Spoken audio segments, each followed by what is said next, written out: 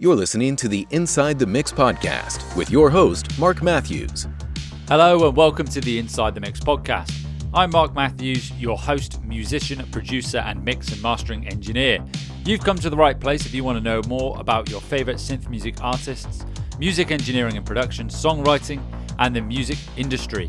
I've been writing, producing, mixing, and mastering music for over 15 years, and I want to share what I've learnt with you.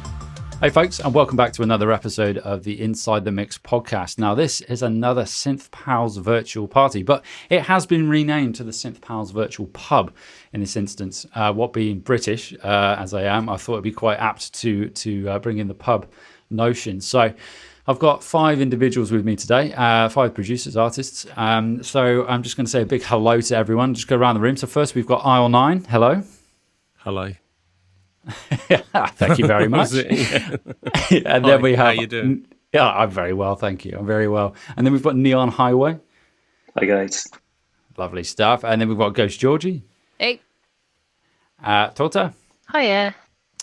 Hello. And then we've got Carmen Noodles.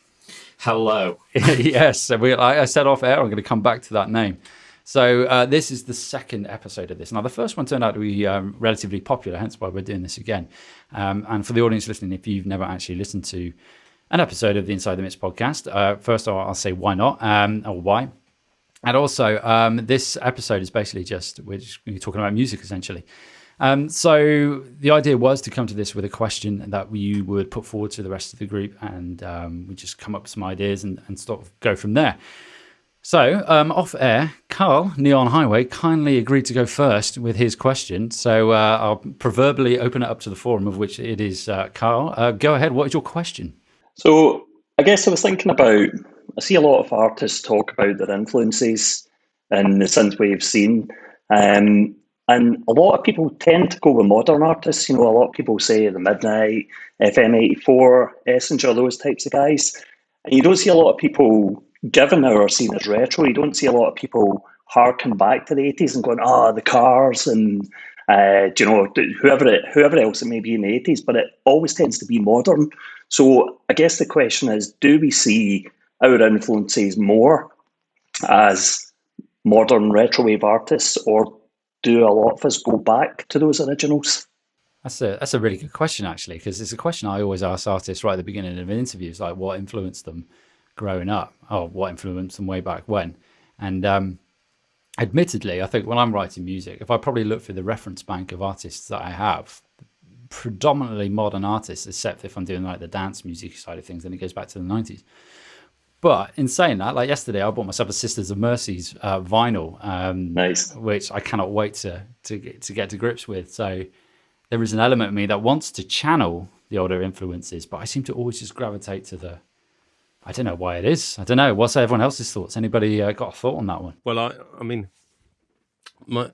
I know that Neon Highway, I know that both of us will cite our sort of love of things like Joy Division and New Order, and like, you know, I mean, I've heard you talk quite a lot about, you know, older artists, and I do as well. I mean, I fear that that's just because I'm older and nothing to do with anything else. But like, you know, I mean, I do a lot of the things that Kraftwerk and all these sorts of things, I do put them in my bio because they were probably the things that originally turned me onto liking synth-based music at all, because I hated synth-based music. I thought it was crap. And basically I was into rock and nothing else when I was sort of, you know, first started getting into music. And then somehow that changed, and it was a certain group of artists that changed my mind into that. And I think that's how I ever got into synthwave at all. I don't think I would have been producing synth-based music at the minute had at some point I not discovered that synth music or electronic music could be interesting, you know, next to just rock music, you know. So, yeah, they were definitely an influence on me. But I listen to loads of modern artists as well, so I don't know. But I would say that they probably influence my sound more than, like, any particular modern artist. But obviously, like, the kind of production style that we're in is a sort of hybrid. Most people aren't just making records that sound like the 80s. I mean, they are making records that are current and don't sound like anything else. They sound like now to me. I could be wrong, and it's probably eclectic mix of wherever you come from and whatever you've listened to. So I don't think it's just like, I don't think I sound like, people keep telling me Pet Shop Boys or something, and it was just interesting because they sort of say my voice reminds them of the Pet Shop Boys or something, and it's like interesting because I didn't really like the Pet Shop Boys, but like, they're a seminal band and all that, but I just didn't really like them. I like West End Girls. I thought it was a great single, but it's funny, people will say that and then they go like, well, I did love New Order, and I always thought the Pet Shop Boys were sort of ripped off New Order, so I guess I did. I sort of like Pet Shop Boys and Joy Division were probably a big influence on New Order, sort of influenced by New Order and that sort of thing. So yeah, it's weird, like it's a mixture of all these things. Yeah, that's my answer. Inconclusive as usual. That's a great answer. Go around the room again. Has anybody else thinking of, like, in terms of their influences? Do they hark more towards modern, or is it older, or maybe an amalgamation of the two? For me, it's kind of both. I really love soundscapes, so anything that I feel like is a rich soundscape. For me, keyboards are just my thing. It's just my dominant instrument. Like I studied piano, music theory and stuff, and so like piano was just kind of where writing music started for me. And so I it's not specifically so much the 80s, but it's like anything that I feel like has really rich layers. Like for instance, even like 70s Frank Zappa, when he was first starting to do like a lot of polysynths and stuff like that. Like that's very influential to me. Like when I started working on the Halloween 77, like I assisted on that box set. It was just incredible hearing like all the different tracks, and I really love those vintage tones. So there's so many layers, and there's so much like going on. So that just kind of is the main thing kind of that inspires me, whether it's obviously this isn't specifically synthwave, it's dream pop, but like whether it's beach house, whether it's washed out like on the modern end, or something like Zappa, because he was a composer first and foremost, so there are so many layers, and every time you listen you can hear something new. So that's kind of what inspires me the most. Weasels Rips My Flesh was a favourite of mine from Zappa, so there we go. Nice. Ever heard that? Weasels Rip My Flesh by Zappa? Mm-hmm. Yeah, it's a great album. Yep. And a very weird cover. I've never given Zappa enough time, I had a friend, I was in a band a few years back, and he would bang on about Zappa all the time. Ultimately, he left the band for various reasons. But maybe that's why. It's not easy music, is what I'd say. But I've heard it's very, very influential. Yeah, it's great. Great stuff. Yeah. What about yourself, though? So I'm going around the room now. What about influences from your music? I always feel shit when people ask me about influences because I'm so bad at what I listen to. I mainly listen to a lot of hip hop, to be fair. But I have this large or insane love of 80s aesthetics, and I kind of honestly fell into going at all towards the synthwave genre through vaporwave art. I got so obsessed with the art, the same way that I would get obsessed with, oh, what a cliche, she loves Blade Runner, but everyone's shocked and appalled. But the visual together with the soundscape and the music of it, there's something to that retro, futuristic, extremely nostalgic and extremely dramatic vibe, both visually and through the music of it, that I was extremely drawn to. And then I think it's funny how you said you had a background in classical piano, right, Georgie? Because I have the same upbringing. My mother was a pianist, and I've always played the piano. And then I fell into playing the drums instead. And then, like everyone who produces music, apparently, I played in a punk band, because that's what you do first before you start making beats. So it's I can't honestly say that I keep up with modern artists that much. I think I pull a lot from movie soundtracks, from the movies I would watch as a kid, and just 80s bangers. And also I have a background in musical theatre, of all things, and it's again the kind of extreme over-the-top drama. It just lends itself to the kind of 80s nostalgia vibe. which I never knew that I would love creating, but I absolutely just fell in love with. And so it's not specific artists as such, but I would say I lean definitely more towards actually 80s material rather than modern artists. But I think that's because I didn't know a lot about synthwave until I started making it. So now through this community, I'll go check out people's Instagrams and drop a follow, see what they're producing, and get really, really inspired. But I think as well, I feel almost as if I'm coming at a side angle into the synthwave genre because I focus so heavily on the vocals as well, writing big vocals rather than writing really cool tracks. And that's just because I'm not a good enough producer yet to write really cool tracks. But I get really inspired by people who can make instrumental tracks that are extremely, still dramatic and have a curve and a dynamic. That's impressive. Yeah, I think that whole aesthetics comment is one that's prevalent for all the interviews I do. In particular, that it's quite interesting, like with that 80s aesthetic, and probably not just the 80s. There is, like, if you look at the 90s and every other genre, but you can almost be influenced by the visuals before you even start writing music, which is the coolest thing about it. But what you mentioned there about not knowing synthwave before you started writing it is actually a conversation I had with guys from Year of the Fool, which was a couple of weeks ago, I think it was. It came out, that episode, and they said the same. They started writing music, and then they didn't actually know what it was until they started listening to other music, and then they found it quite liberating because they didn't follow a formula per se, which is always an interesting concept and conversation. But no, I totally agree with the visuals impacting the music.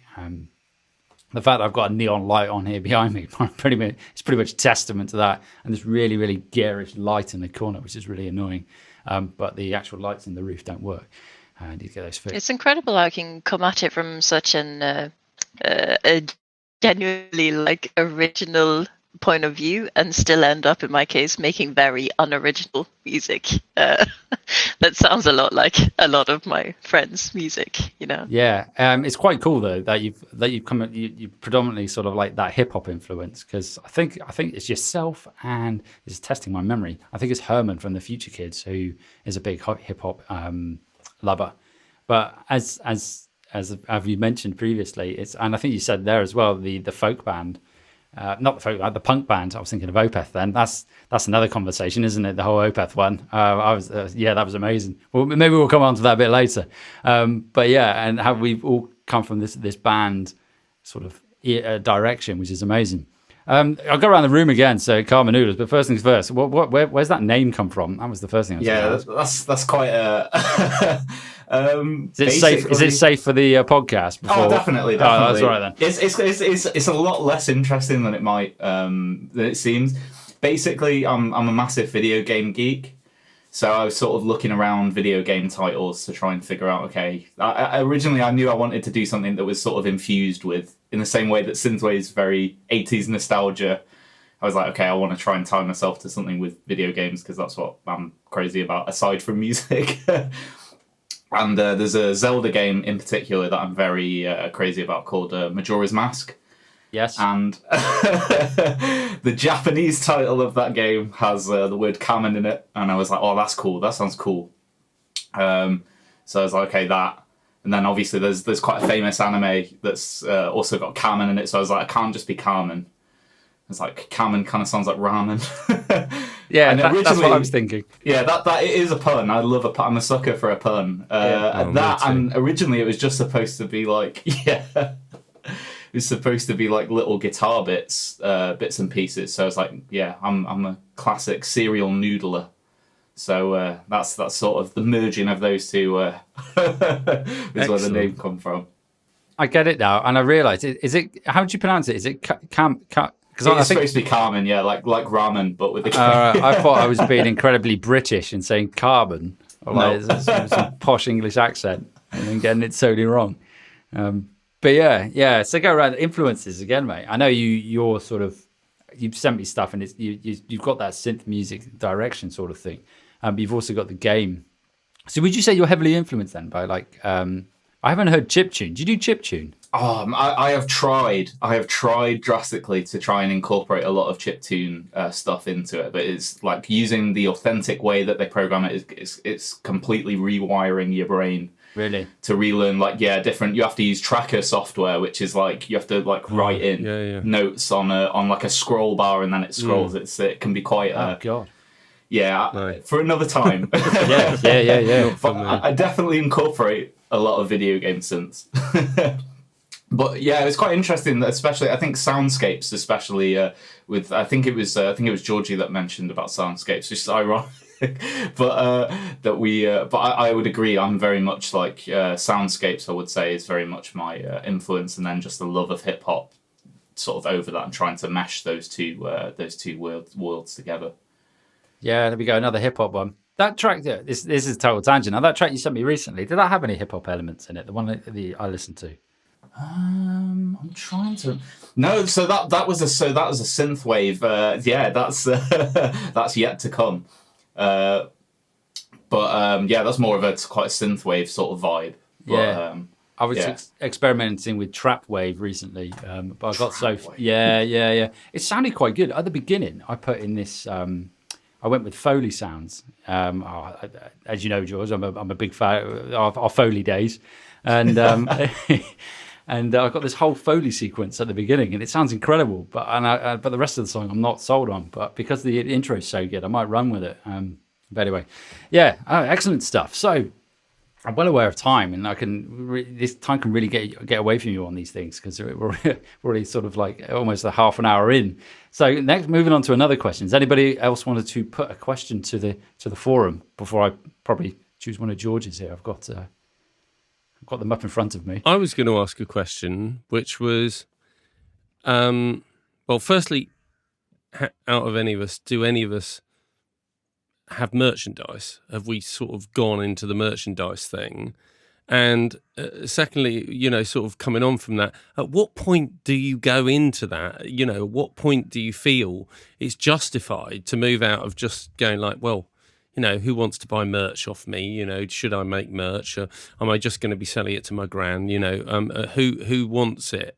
And so, and also, I suppose finally on that would be, if you are into it or going into it, how are you going to fulfill it? How are you going to do it? Are you planning on doing it through sort of like someone who fulfills it online, or are you going to get them printed? And merch in general is a question, a whole topic that I'm interested in, and sort of to see how many of us are getting into that, because I'm told that pretty much it's the way forward in terms of making some revenue back from your music eventually is to do merch, because no one pays for music. So that's apparently the basics of it. I think that's a fantastic question, Tim, with merch, because I've been toying with the idea of like podcast related merch, and in particular I was thinking I'll buy stickers or thank you for the support.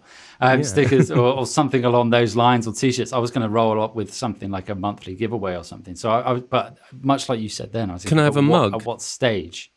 I'd like I'm going to have mugs. Yeah. I might a podcast maybe mug some would be sort really of cool. Stein as well. Stein's would be quite cool. Something along those lines. Yeah. But I remember being in a band years ago, and we had merch, and we probably released an EP, and then we're like, we'll go out and buy loads of merch. And we got lumbered with 500 CDs that we never sold, and a load of T-shirts that we ended up throwing into the crowd, of which there were about 10, and it would just be on the floor. But no, I don't know what the answer is to that, at what point you do it, because I've seen a few artists now. I know Pensacola Mist, who I had on the podcast a few weeks back, they've just released some stickers, and the stickers look insane. They look so good. But I don't know at what point did you have to wait? I don't think followers, like if you look at your social media following, I don't necessarily know if that's a metric to use, because I don't know how many of them I don't know what the engagement would be on that. I don't know what anyone else's thoughts. Yeah, back to the first question then. Has anybody got merch? I have stickers and CDs. Like the stickers, I pretty much just give them away. Like I do giveaways pretty regularly. And I'll just say, does anybody in this region want a sticker? Like and comment. I usually do it on Twitter, and then people will participate, and then I'll just send them stickers, and I'll send them a little letter and a sticker, and people just enjoy it, and they're cool. They're holographic, so I just kind of give those away. I haven't sold any, but people do really enjoy them. And then I have CDs. I haven't sold that many of them, and I have given a lot of them away, but it's just kind of good to have as an option. I did a limited run of them because I knew I wasn't going to sell a ton of them. It was the debut EP, and, I don't have a massive fan base at this point. So, but just have something available. And I have it just up on Bandcamp. So it's there if anybody wants it. And it's there, because I'm planning to start playing more in-person shows soon. I've only been doing like live streaming for a while. So, just to have it if people need it. Other than that, though, I haven't, but I think it's good to have something even to just give people like a sticker, something that's not too expensive, but just people enjoy that, I think. I definitely think if you're playing live, having something tangible and being able to give away is fantastic. Definitely haven't been down that road. But I think if you're, because I know you perform live, Georgie, and Doctor, you perform live as well, don't you? Yeah. I don't know about you, other George. Do you perform? Are you in a band at the moment? Are you performing live? Sadly, not with this outfit. Under this moniker. Yeah, it's a bit different with the kind of music I'm making anyway. To try and translate that to live is yeah. Yeah, it's a whole nother kettle of fish. But it'd be interesting whether if you're just a sort of like a studio producer, I think at what point you bring it in. Because I think if you're gigging, it's useful, as you say, to have something that you can hand out, like stickers. We used to have business. I don't know why we had business cards. We weren't we weren't really a business, but it probably just got used for roach paper, to be honest. Yeah, for the audience listening, that's what you put when you have a rolled up cigarette. I don't know if that translates to other countries at the beginning. Anyway, at what point you have it as a studio producer in terms of what merchandise would you, if you were to get merchandise in, what would you go for first? Well, this is the thing. I think like you don't want to avoid your garage being filled up with merch is my concept. So if you were to come up with a good design that can go on a t-shirt, on a mug or whatever, like t-shirts seem like t-shirts, I might well buy a t-shirt, I guess. Other people might. Like Cara and Zoe Lee seems to be doing well with their t-shirts. They seem to be everywhere. Everyone's wearing a Cara and Zoe Lee t-shirt.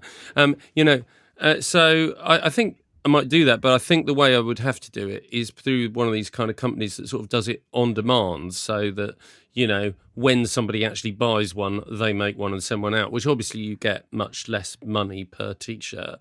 But then you don't have a garage full of them, and if nobody buys one, I assume you're not out of pocket. So that would be the sort of way of looking at it, I think. But I know that it's even in Spotify now that you can connect Spotify with it.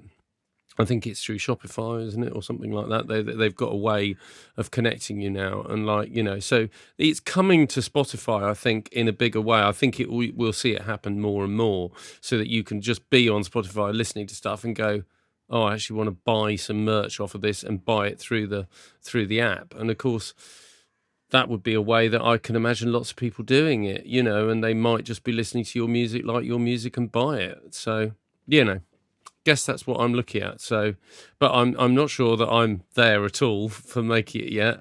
But I don't want to jump the gun. But I'm thinking about it. Neon Highway would buy one, I reckon. I'd buy one as well, mate. I think you could test the waters. Buy one. I've got two. Georgie, anyone else? Yeah. No, I'm just Test the waters then with the what do you say? It's on demand, isn't it? Would be the way to go. I think I might look into that at some point. I was talking to Star Madman last week about this, and I think she uses Redbubble, which I've purchased loads of t-shirts off Redbubble, just things in the past, geek t-shirts, but I didn't know that they would do kind of custom stuff for artists, but she seems to do it that way, and it's on demand. It means that you've not got a garage full of merchandise there, so that's a possible way forward. But again, like you said, Tim, you might not make that much money. You might end up with like £1.83 off each t-shirt yourself. And I think also, if I think about more established artists that synth artists that have got tens of thousands of followers that I follow, and I don't even tend to buy merchandise, a lot of them. So I'm kind of like, nobody's going to buy. My family won't even buy a T-shirt if I put one out. So I think for me, it's not a possibility at the moment, but it's a really good question about when do you pass that threshold and say it's time to start getting into that? I don't know. Maybe I'll make tote bags. Everyone's got one of them. Yeah. You know. They're crazy. Put your shopping in an aisle 9 bag. You see, I mean, it makes sense. There's a supermarket connection there. I think we mentioned it last time. I think the last time we had a chat, I'd just been at the 9 Inch Nails gigs, and they were doing tote bags. It was like £35 for a 9 Inch Nails tote bag, and I was like, I can get a T-shirt for 30 quid, or I can buy a bag to put it in for 35 quid. It's just crazy prices for a tote bag. Absolutely, that's mad. Considering what it is to make a tote bag, exactly. I'm assuming it's just a press. They just press an image on it, unless it's made out of like hemp or something along those lines. They've gone incredibly niche. Yeah, maybe I'm just going to have to come up with something that other people don't try and sell as merch, something unique, like, you know, I don't know, sort of paint Tupperware by aisle 9 or something, you know, something a bit different. Aisle 9 beer. Aisle 9 beer. Well, I've got a stunning beer tonight. This is the best of the West Country, I have to say. I'm not sponsored by them, but this is called Butcombe. Yeah. Gorham I know IPA. Butcombe very well. And, you don't pronounce it as Coombe when you're in the West Country. No. I was told this. I'd always said Butcombe, being, you know, nicely brought up. But no, apparently Coombe is produced as Cum.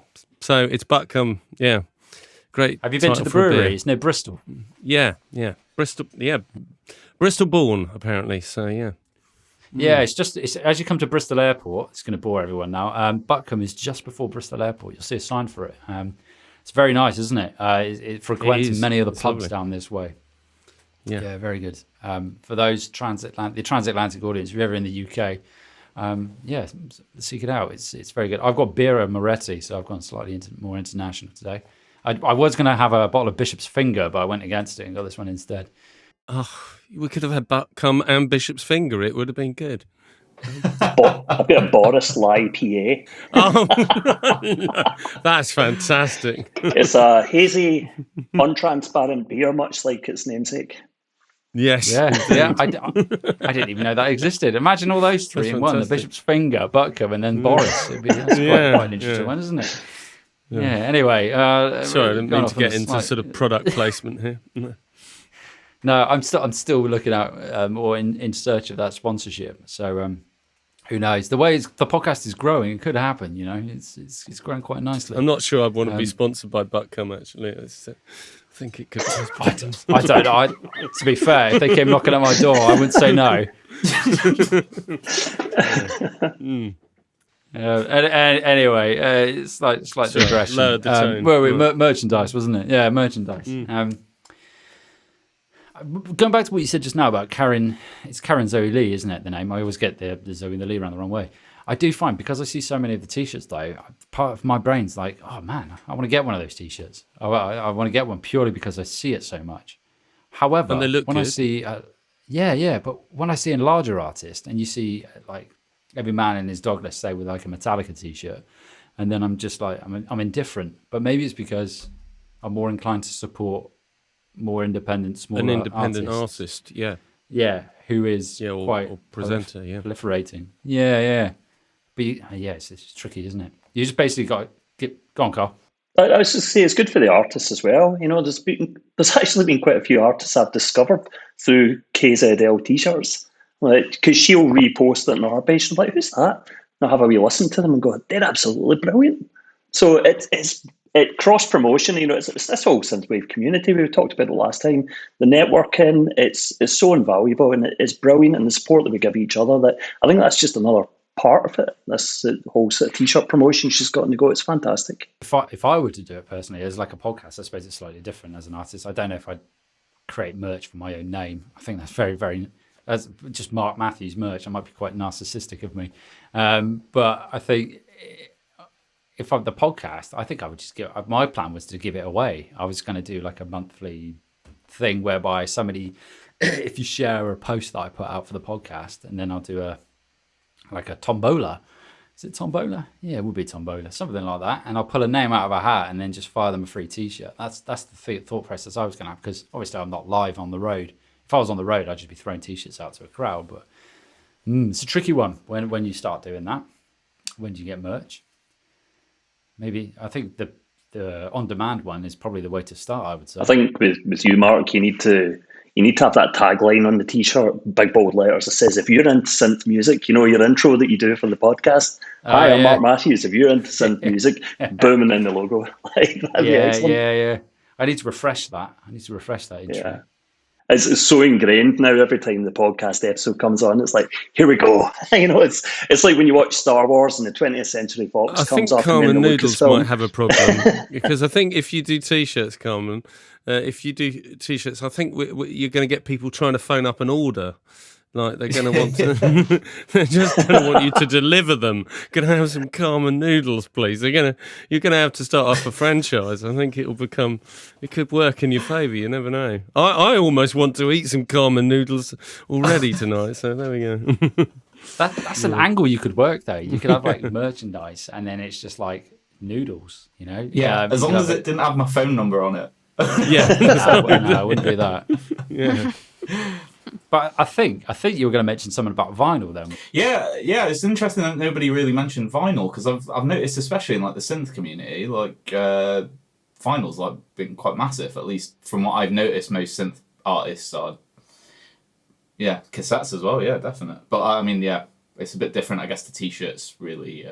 Vinyl seems so expensive, like to print. Yeah. Is it? It is. Yeah. You've got to put a lot of money out for it. Yeah, for sure. And you can't get it on demand. You do have to. Yeah, you have to put it up front to get them made. I'd love to get some vinyl done, but I feel like I'd have to have something justifiable to put on it. I don't feel like I've made something worthy of vinyl, and it's a lot of money to put up. But I'd love to do it one day. Yeah, because I'm a bit of a vinyl. It'd be lover. great, wouldn't it? Yeah, I toyed with the idea of getting a lathe. I'd never used one before, but there are a few thousand, so I didn't. But no, I'd love to have a vinyl lathe and start cutting vinyl. There's a place, I think it's in Bristol actually, where they do that. And no, Taunton. I tell a lie. My hometown. You can get vinyl cut there. Loud Mastering. They've done some huge records in there, and for Sleepy Taunton, Madonna, massive records. But I'm no, vinyl I'm is. sure about cassettes. Yeah. Anyone else? I mean, I've been the same. But it's big, isn't it? People love it, but they're quite nice physical things. But do you think they listen to the cassette though, or is it just for a visual thing? I could sell them without audio and see. I could just sell blank records and see if anyone listened to them as well. Blank tapes. I think we're talking about cassettes. Oh yeah, no, just that because I've been thinking about having something to sell after performing more live with this solo project. Because I've also felt like nobody's gonna buy it if that doesn't come and see me. But when I played live, people did ask for stuff. So I figured it'd be good to have a very tiny selection and just completely off the books produce it myself and sell it there. And I didn't want to go vinyl because it can be a bit tough to sell, and they're pricey usually from when I've done it with bands. And it's different if you have the backing of a label, of course. But even with that, we would at times almost struggle to break even though we had a decent following. So I figured as a solo artist on the scale that I'm working, it was just not reasonable. But I didn't want something that nobody could actually use. So I'm considering actually printing custom USB sticks with my songs on them, and perhaps an added bonus track of commentary or some such, but with like a cool retro looking logo. I figure it kind of fits into the vaporwave aesthetic as well if I make it look like a data chip in an old movie or something. That could be quite cool, but I can't seem to scrounge up the money to do it. I keep just recording new shit instead. But that's what I think is most fun. But eventually, I think that I might give that a try, because I feel like it's something useful as well. Everybody loves a USB stick. It's kind of nice to have. But yeah, I gigged with a band a few years back good who did idea. that. They had USB sticks, and the sticks in my mind. They were really popular, actually. The USB sticks. Yeah, I think it's a great idea. I like it's the cheap idea of enough USB. as well. Reusable. Would you make it so they couldn't? I don't know. Would you make it No, so of they course couldn't? not. I'm like, this USB is only for my music. Yeah. No, the point is for it to be useful, because I know that anybody can just listen to it on Spotify or YouTube. I know some Like, artists the who wouldn't music's allow out there it for to free. be used for anything else. Sorry. Who would lock it down. Only, what was it? Buttcom? Prum? Oh yeah. Yeah. Get a Buttcom USB stick. I'd love it if they did that. I don't even know what you'd do shove with that it. anywhere. No. Right. There we go. Yeah, terrible. This is going to be on the explicit. Yeah. I have to put the E on this one for this episode. Yeah. Merch is an ongoing one. It'd be interesting to see what people do for merch going forward. I see a lot of it bandied about. I think for me as a podcast, I think we go down mugs. Get a mug. Syringes. Maybe a I was flagon. thinking that one. What was that? Sorry, Tim? What? Syringes. Sorry, it was a random comment. I'm not entirely sure. Inject yourself with R9. No, sorry. No. I'm being very random. Just ignore me. Yeah. I'm not sure great. that's Common should do like mouse pads. Yeah, Like yeah, that yeah. with the soundscapes that you make. That'd be I'm being perfect random, if but you I mean, like it's that sort of thing of thinking out the box. Actually, is like I wasn't being serious, but like just different things. Yeah, like I think the USB stick's a great idea. I think like something that isn't the norm, but is useful, as you say, is something that is just a bit different, but like hopefully doesn't cost you a fortune to produce, but promotes you, and actually people might buy because the wood, like mouse pads, all kinds of things, stationary items. I thought it could be cool, like if someone buys it and brings it to the next gig, they get the new songs for free on the USB stick. Like you could make a whole thing out of it. Oh, that was Yeah. But yeah, Encouraging for that, repeat customers. exactly. Show up to the gig, like. Yeah. Or you could do it whereby you could give. No, you can't really have half a USB stick. You can give half of something away here, and you have to come to the next gig, and you get the other half. Or the other third. I don't know what that would be. You can't really give away half of you. Or you give away the USB stick, and you have to come to the next gig to get the encryption key for it to actually unencrypt the USB. I mean, that's a lot of commitment on their behalf. That's pretty cool, though. Selling faulty goods. You just have a sort of like sort of treasure hunt going on, where you got a clue each time. Eventually, you would finally, after buying all of these things, finally get to the end and get the prize. No, sorry, It's like you just have to buy geocaching. a I don't know if you've series. ever heard of that. Yeah. Geocaching, you could do that. You go, here's the first clue.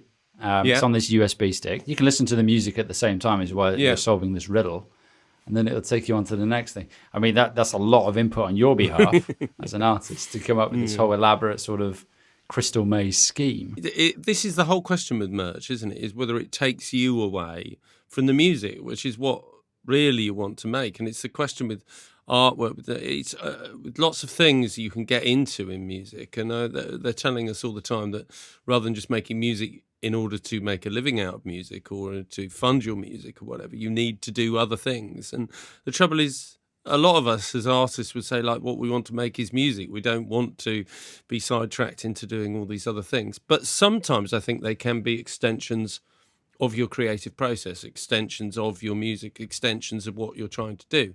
And then they become more interesting as an artist. If you think, oh, this kind of extends what I'm trying to do or say or communicate, then it's interesting. But you don't really want it to be like, oh no, I've got to produce all this stuff, because if I don't produce this, I won't be able to make the next record or whatever. So, I think that's the question.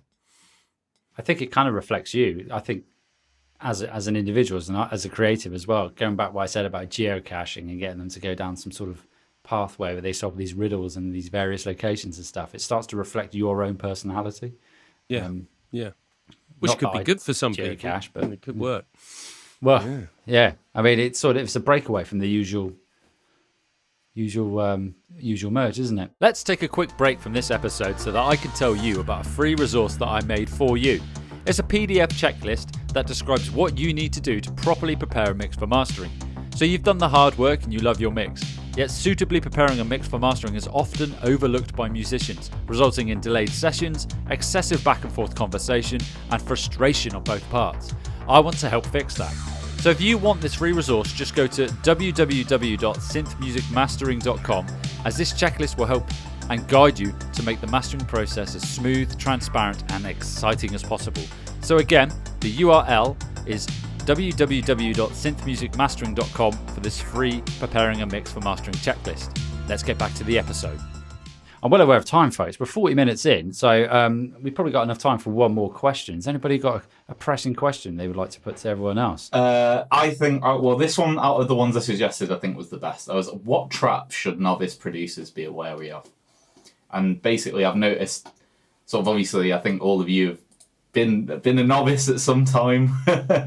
And, there's so much information, so many tools available to new producers, that I think it's quite, there are a lot of things sometimes you have to buy the ticket and sort of, be, there's some things you have to be wary of, I think, as a new producer. And it's amazing, like on YouTube, I've gotten so many like adverts for things that, like, if you just take a second to think about it with maybe a more of experienced head, you're like, do I really need this? Or there's a lot of quick fixes in modern music production. So, I was wondering if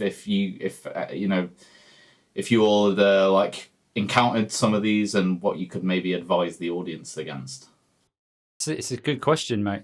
Go on, Carl. Yeah, I mean, personally, for me, you touched on it recently, Mark, and this is purely for me. It might work for somebody else, but we talked about these mastering kind of programs that are online, like eMastering, or I can't remember what some of the other ones were. So if a novice producer is struggling, they've got their track, they've mixed it, but they just need to get the master done, and they're uploading it to this algorithm that's doing it for them, and it's spitting out a fairly decent master. But I did a trial of that once, and I thought it was okay. But Mark, I think we had a conversation about it, and we agreed that the best thing is your own ear, is your music. You mastering it, or working with somebody collaboratively to get what is ultimately your end vision. But personally, an algorithm is something that I would stay away from.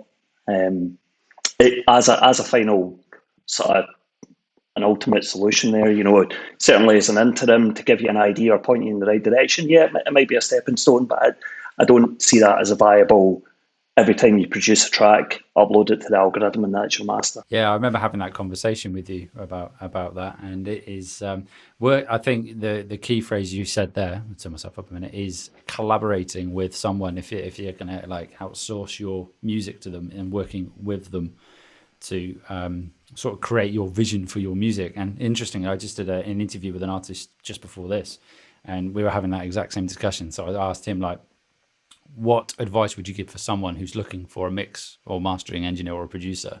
And he said someone who sits in your genre, and also someone who you need to build that relationship, that working relationship with. It's an interesting one. That I know, Georgie, you mix. You're an audio engineer by trade, aren't you? What are your thoughts on that? As far as just kind of like the algorithmic mastering pipeline thing, or in general, just things to watch out for. Let's start with the algorithm pipeline and then move on to the next one. Yeah, no, I completely agree. I think it's really important to have that collaborative aspect. I mean, it's it's never, it's going to be kind of like just like a template where there's not that many possibilities, and kind of like what you were saying, it's okay, but it's really not going to be as good. I think it's best to have a working relationship with someone. I mean, for instance, for me, when it came time to do the mastering for my EP last year, I sat down with my mentor, actually, Craig Parker Adams, who I'd done I was his assistant for many years on different projects. So we sat down and we just went through everything, and and I don't know, I think that's best. If either do it yourself or do it with somebody, and where you can have creative control, because yeah, I mean, just kind of to echo, it's your vision, it's your ear, and you kind of have to like trust that, as long as as long as it's feeling good, nothing's it's sounding good and it's feeling good and it's a quality that is professional. I mean, I think you don't really need that kind of gimmicky algorithm stuff. No, I would agree on that. I think I had a beta version of one platform. I won't disclose which one, but I use it as a tool just if I want to do a quick master for referencing purposes, or I want to send it to someone to check out. But I think I would always go with a set of ears over a template, as you say. So I think going back to what George's original question was it novice producers be wary of, wasn't it, George? Yeah. Yeah. Whether it be like a plugin or like a course or something like that. Yeah, I think there are so many things. I don't know about you. As soon as you start shopping online, and I see, as you say there about adverts, and I see so many adverts selling me the next silver bullet to make a hit record, and I see a lot of those, or a silver bullet to come up with a chord progression, like hit A on the MIDI keyboard, and it will come up. I mean, if you're stuck for ideas, it's great. Don't get me wrong, but I think, as you say, there are so many things that you have to sort of sift through, and also information as well. Like there's so much information out there, specifically if you scroll through Instagram. There's loads and loads of videos and stuff. I know I'm guilty of doing it myself, to be fair. So I can't really knock anybody else for putting information out there. But for me personally, I think it's things like that. It's being wary of like the silver bullet as an artist, and you can easily spend shed a load of cash, I think, thinking that this is going to be incredible for you. But yeah, that's my thought. The chords thing's funny that you touched on that. There's one advert in particular that I laugh at quite a lot, because it's like, you know what you need? You don't need simple chords. You need pro-level chords. And I'm like, what's a pro-level chord? Yeah. That's exactly it. Look at AC/DC. I mean, Status Quo. They made a career out of like 3 chords, for Christ's sake. Yeah. I mean, how do you define a pro-level chord? Yeah, none of them got it. It was just add a 9, and it's a pro-level chord. Yeah. It's simple. And they all missed it. And they would have done so much better if AC/DC had not been A, D, and E, but A9, D9, and E9. Of course, they would have been a better band, obviously. He says, not being serious at all. I'd love for somebody to go through their back catalogue and do that. Just go through the AC/DC back catalogue and add just add sus2s some or 9s. augmented notes. No. It's just so good. Yeah, it's a ridiculous thing, isn't it? What's a pro-level chord? Yeah. Did it say what a pro-level chord was? It sadly didn't give an example of it, but it was like the reason your music is, it's not sounding good enough. It's not getting into playlists because you don't use pro-level chords. I often find I see those, and usually it's a case of and they just say, just move the chord up an octave, and then it suddenly becomes a pro-level chord. I've seen that a few times, moving up an octave. To be fair, I do that Although sometimes. It's great to move your triad and find that there are different inversions. That's a wonderful thing, isn't it? The inversion of a chord is something that some people miss out their entire musical career, and you're going like, okay. Would have been really interesting had you discovered that it doesn't have to start on the root note, but there we go. Yeah. It's what I mean is simple changes. Oh, just changing up the voicings, inverting chord. I mean, it doesn't have to be something crazy complicated to be good, but I mean, just switching the note order. I mean, it changes the vibe. I think chords are massively important. I interviewed Ed, Sunglasses Kid, a few weeks ago, and he said that. He said whenever he starts out a track, he gets the chords down, and he'll flesh the whole thing out with chords. He'll put down like a basic kit over it. Doesn't get hung up on what the kit sounds like because he's going to go and replace it at a later date. But he just fleshes the chords out, or bass, sometimes a bass line. Because we had the exact same discussion. And he said about chords, he's like, the chords can make or break it, like in terms of the chord progression. And a lot of the time he says he gets asked for feedback on mixes and mastering or mixes. And he says a lot of the time it's nothing to do with the mix, it's to do with the chord progression in terms of like where they're going to take the song. So I think that's key, chords. I know it's a slight deviation from the original point, but yeah, I mean, it comes through really strongly in Ed's stuff. Like Sunglasses Kid, for me, when I listen to it, I'm basically listening just to hear what chord progression he's going to do next. It's just amazing. It's so emotive and mystical, and like there's so much depth to it. It's beautiful, beautiful stuff to listen to. You'll love that episode because Yeah. he is a wealth of information. I basically just sat back like that and just listened to him, and every now and again just chimed in with a question. But no, he's brilliant. One thing I did take away, this is a tangent again, I think actually this is good for novice producers or new producers, is presets. In terms of, he said he uses presets all the time. He's just like, well, why reinvent the wheel? I know sound design is great and I do it as well, but I think that's another thing. Don't be afraid to just, like, if you've got a preset bank, explore it and see what's in there and use it. Whereas I know that can be a bit of a contentious thing. I put a post out recently where I said it's okay to use presets or loops, and somebody disagreed with me in one way, shape or form.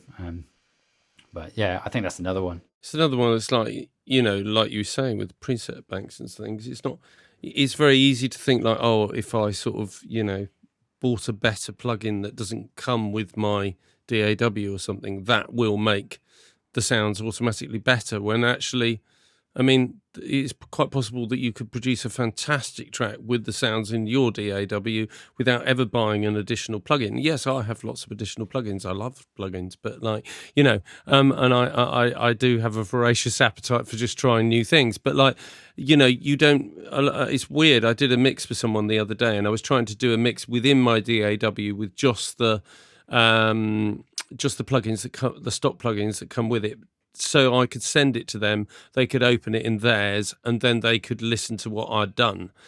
Otherwise, I probably wouldn't have used those plugins. I've got other plugins that I tend to use a lot, but I suddenly sort of discovered how much I could do pretty much everything that I would normally do with just what was in my DAW anyway. So I was like, yeah, actually, it doesn't really sound that much different than all the other expensive plugins that I just spent ages buying. Yeah, and I think it's so much about learning about, you've got a compressor. How do you use that compressor?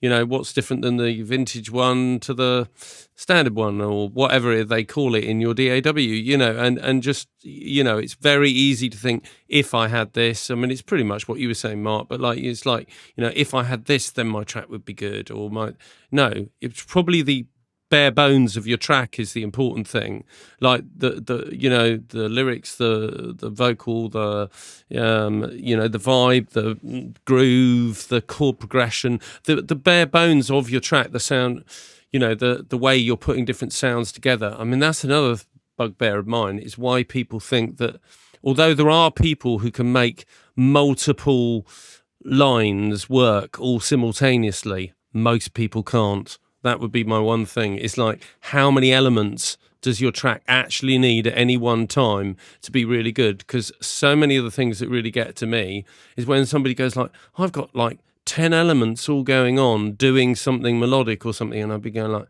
yeah, it sounds like garbage, mate. I really don't know why you think that, and that's just to me, but like so many records that are great don't do that. Why? Because most of us can't. I mean, Frank Zappa might be an exception, but why can't you sort of like, you can't cope with listening to all of these things and keep attention on them all the time? So often, if you're doing too much, you are going to confuse people, you are going to lose people. So maybe pare it back and try and work out what elements you need to make it work. So less is more. Yeah, and just really dialing in those particular elements is more important than having a bunch of different things happening. Yeah, rather than having loads of expensive plugins or different things, whatever, dialing in those elements, yeah. Definitely. I was about to the original question, my only tip was to use free plugins first. Don't buy expensive things straight away thinking that it'll guarantee you a top track. What you're trying to do in the beginning is become your own producer, right? Become your own songwriter anyway. So use tools that are free so that you can, like in a pressure-free environment, just create. And that what was the last part that you said? I think it was less is more, isn't it? I think with yes, regards to the yes. track. Yeah. I was thinking in the dance world, we say kill your darlings. The things that you like, but that are unnecessary or over the top. Like to always check your track and remove if it doesn't actually. If you can remove it and the track doesn't feel like less of the song, then remove it. You don't want unnecessary elements in there.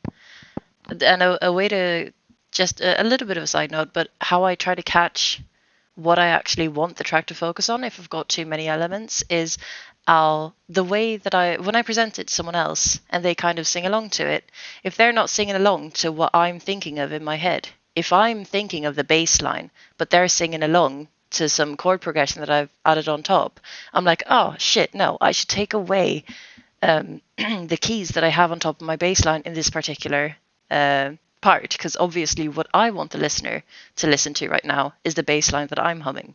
So just noticing what you yourself listen to in your own track and then prioritizing that to build a dynamic if you have a lot of different elements going on. Yeah, definitely. Yeah, that's a great tip.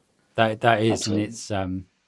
and I do something similar, but I never thought of doing it that way, which is I play it to my girlfriend, and if she hums the melody later, then I know it works. But I love the idea that I'll look out for that now. If she doesn't hum the main melody, she hums something totally different, then I'll know that something's gone slightly awry.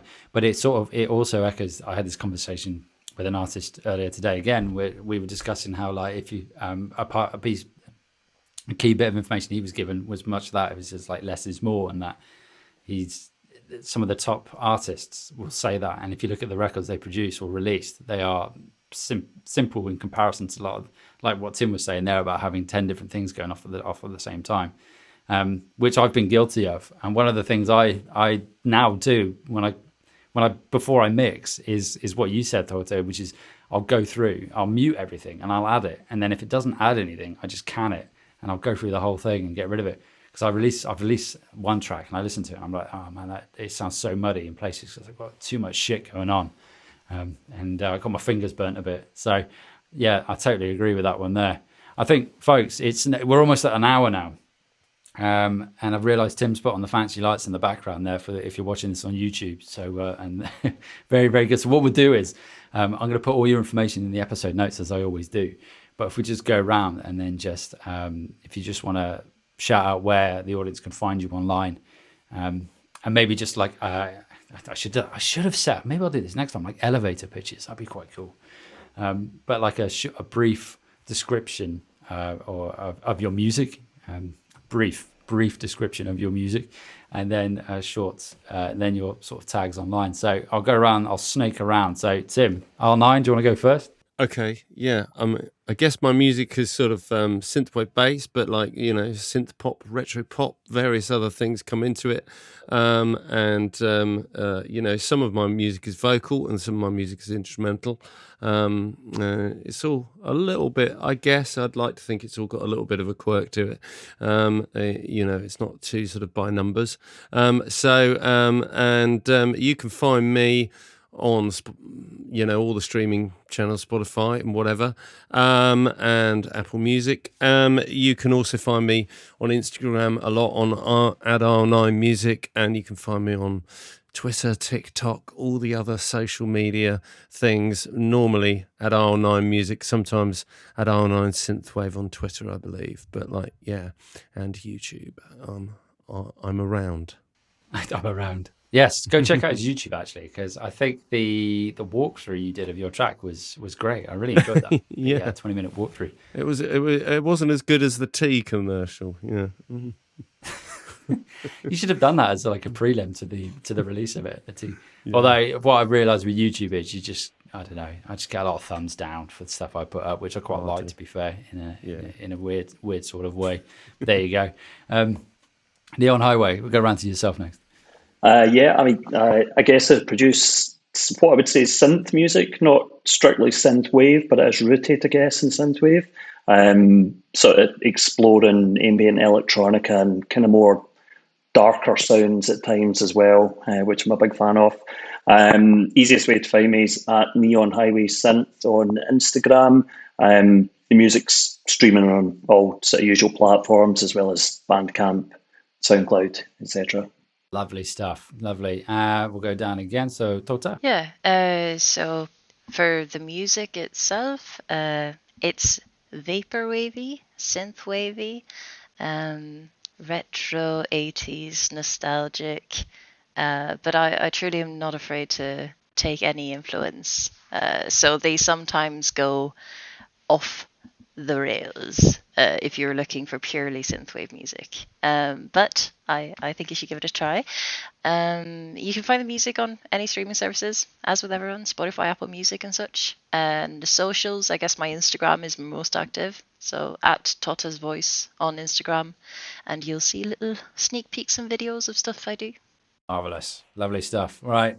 Carmen Noodles. So if you like beats, guitar, and synth, then maybe you'll like my music. I don't know. You can find it on Spotify, Instagram at Carmen Noodles. I guess technically the genre would be lo-fi, but there's a lot of synth in there. So if you're a synthwave lover, a synthwavian, as I've heard many times on this podcast, then maybe you'll like it. Are you still in the Netherlands? You still in the Netherlands? Right? I am. Yeah. From Rijswijk in the Netherlands. Rijswijk. How far is that from Amsterdam? I judge everything by distance from there. I actually went to a jam session yesterday in Amsterdam, and it took me about an hour and a half door to door. Yeah. Are you from the Netherlands originally or not? I've lived here a long time, but I'm originally from my family are from Manchester. So I did think that was an accent that probably hadn't originated in the Netherlands. Yeah, it's just outside of Amsterdam. Everyone sounds like this. Oh, right, okay, that's good.